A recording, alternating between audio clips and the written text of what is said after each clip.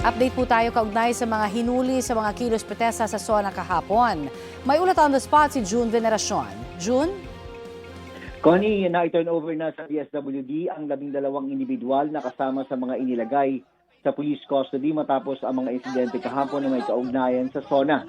Ito'y matapos mapatunayan ng mga minor de edad ang mga ito. Ang 39 na iba pang naaresto ay hawak pa rin ng pulisya. Siyam sa kanilang inaasahang sasampahan ng mga reklamo gaya ng obstruction of justice at malicious mischief. Sabi ng Quezon City Police District, ipapaubayan na lang nila sa prosecutor's office ang pagtimbang sa mga ebidensya.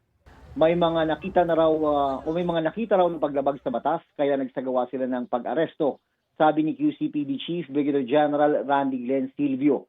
Samantala, patuloy naman ang pag-iimbestiga ng PNP sa pagsabog ng improvised explosive device sa labas ng main entrance ng Department of Justice at pagkakarecover ng isa pang IED malapit sa Senado kahapon. Sabi ni Colonel Allen Reyco, Acting Chief ng Public Information Office ng PNP, wala na silang nakikitang pang banta sa DOJ at sa Senado. Pananakot pa rin ang nakikitang motibo sa dalawang insidente, sabi ng PNP. Nauna nang sinabi ni PNP Chief Jose Melencio Narcatis Jr. na walang shrapnel ang mga ginamit na IED. Balik, Sir Connie. Maraming salamat, June Veneracion.